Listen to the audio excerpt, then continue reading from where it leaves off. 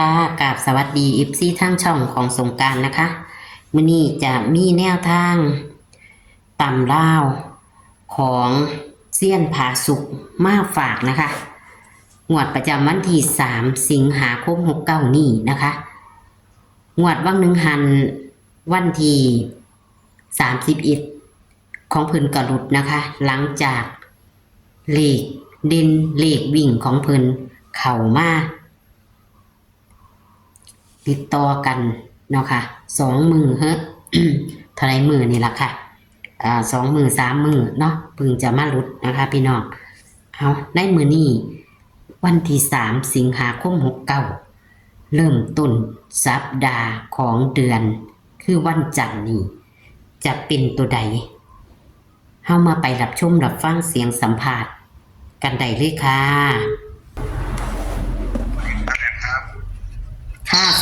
ค่ะสวัสดีค่ะเสียงแม่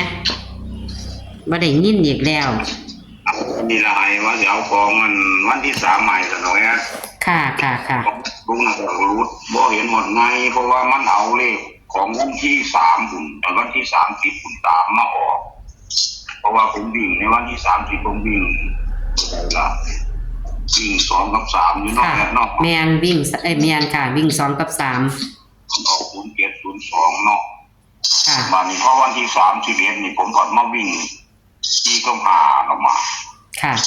ว่าพวกเขาอะไรไปดูว่ามันหลุดนั่นละค่ะมันมาย้อนหลังย้อนมันออกย้อนหลังค่ะ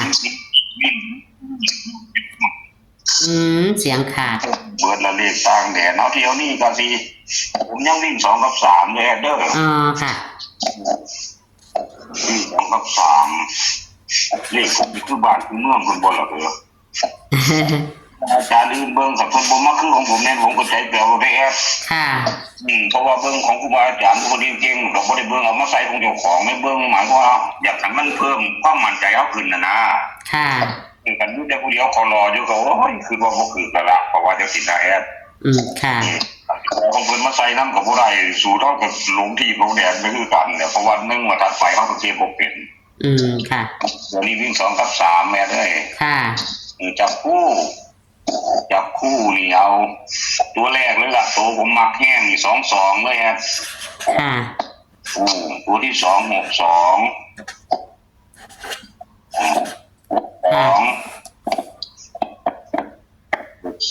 ยวันนี้ตา22 72เลยเนาะ62 72นำบ่ค่ะแล้ววันนี้กา72บ่ทันเอาอยู่แม่นบ่ค่ะ62 72 22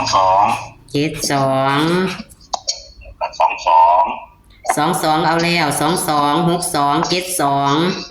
อเมริกา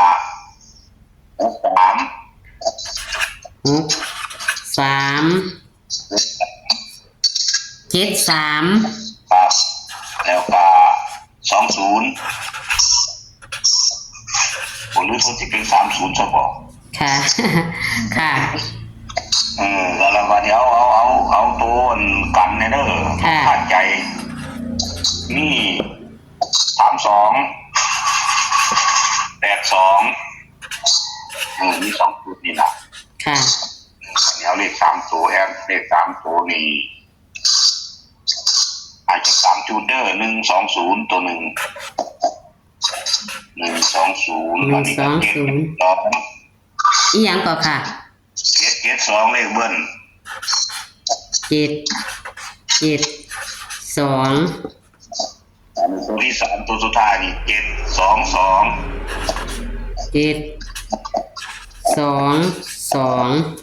ครับอันนี้แอดเน้นตัวนี้เด้อเน้นตัว20 กับ 22แอด20กับ ได้วิ่งตัวเดียวนี่0เขายังบ่ทันได้หลุดแหมมันเดี๋ยวมันก็เลยเสียงขาดบ่เดินมันก็ตกไปทำนองนี้กันบางทีมันเลยสิเป็น30บ่ ว่ามันศูนย์เป็นตัวประกอบเขาเนาะ ค่ะ ตัวประกอบของ2 กับ 3ก็มีแต่ศูนย์มี0มี6มี7มี8หลักมันน่ะผมจะว่าผมมาจับเป็น82ไว้นี่ผมว่าผมบ่ได้จับแต่83เลยเด้อ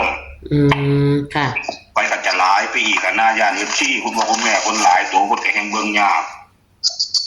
เพราะว่ายังแห้งอย่างหน่อยตัวลงไปแค่น้องๆทวนมนุษย์ทั้งหมดมีตัวนี้ได้ ค่ะ วิ่ง2 กับ 3เนาะค่ะ เท่ากันเนาะค่ะ บนล่าง บนล่าง จับคู่22 62 72 63 73 20ตัวกัน32 82เน้น2หางก็คือ22กับ20แม่นบ่ค่ะ เลข3ตัว120 772 722ตัวนิ่นตัวใดค่ะนี่เลข3ตัวนี่ ผมเลย3ตัวบอก ค่ะ อันนี้ละเนี่ย120ตัวนึงแล้วก็722นี่ล่ะตัวนึง ค่ะ เดี๋ยวในมันก็เนี่ยกับ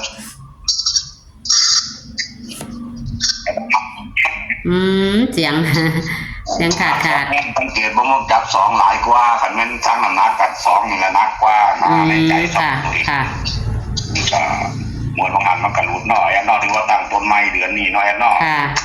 บูธของเด็กนี่แหละสิบก เสียงไหมค่ะบ่ได้ยิน แปลเลขแอดนั่นตั้งแต่เดี๋ยวมัน เสียดายอยู่ค่ะบ่ถือบ่หยังเลยบ่ได้หยังเลย ว่าฝันใดก็ดี บกกันเกี่ยวน่ะนะแอด มันไปตรงกับเลขบ้านหน้าผู้เตียนไล่สดนั่นล่ะค่ะ เพราะว่าสิซื้อ จนตัวผู้หลาผมก็แปลเบิ่งนำอยู่โอ้มันเพิ่นแปลเลขนี่ก็ถือแต่2โตเด้อผมว่าแม่นอีหลี ไล่ก็ไล่เฮาก็สิไล่เฮ็ดบ่เป็นจับผิดจับถือก็จักว่าปิ้นหัวปิ้นหาง เห็นแอดนั่นไล่สดน้อยแอดนั่นเพิ่นเว้าของฝันผมก็แปลนำผมขึ้นนำเขาสอบเด็กไปเข้ากันเลย0เก็บเก่าเฮียนเพิ่นละบัดนี้แอดก็ฟันได้อีกต่างหากบ่ลงให้พี่น้องซ้ำโอ้ยเสียดายว่าเจ้าของ น้อยแอดนอขอให้เขาน้อยแอดนอ ค่ะ ก็ทั้งหมดทั้งมวลตรงนี้ล่ะขอคุณพ่อคุณแม่ก็ตั้งต้นไม้อะไรเฮ็ดจังได๋ล่ะมันหลุดหมดว่างานทั้งบ่มีโชคก็ในเดือนนี้สิงหานี่ก็ขอให้มีโชคทุกผู้ทุกคนนั่นล่ะอยู่ดีมีแรงตลอดเดือนเด้อได้รับ ก็อาจจะเข้าค่ะ อาจจะเข้าต้นเดือนไม่แล้วค่ะเนาะค่ะก็ขอบคุณเด้อค่ะ โชคดีครับโชคดีครับ ค่ะสวัสดีค่ะ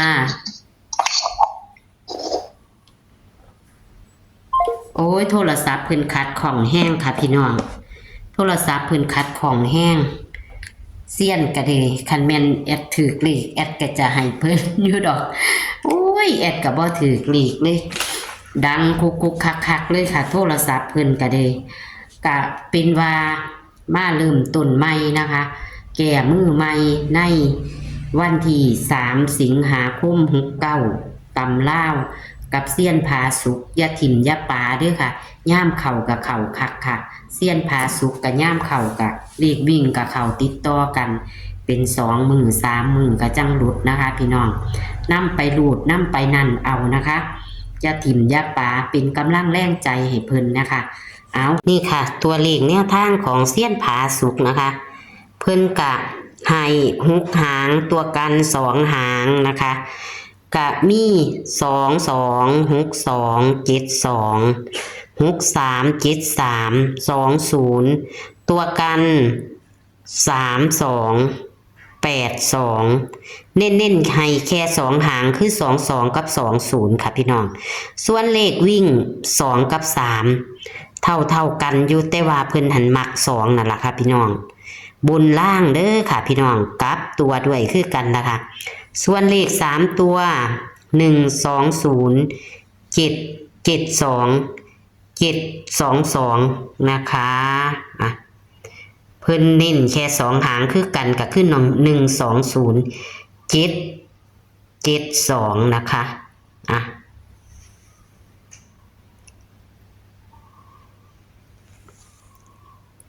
แค ปหน้าจอค่ะพี่น้องค่ะก็ขอขอบคุณที่กดไลค์กดแชร์ให้กับเซียนผาสุกและช่องของสงกรานต์นะคะในวันที่3 สิงหาคม69นี้ก็ขอให้โชคให้มานกับเซียนผาสุกนะคะและก็อย่าลืมอย่าเผลออย่าพลาดเลขเพิ่นบ่หลายหางถ้ามากะมาติดต่อกันอยู่นะคะเลขวิ่งเพิ่นก็เลยค่ะเอาขอให้โชคมันๆค่ะกับเซียนผาสุกนะคะตำล่าววันที่3 สิงหาคม69นะคะโชคมันๆค่ะสวัสดีค่ะ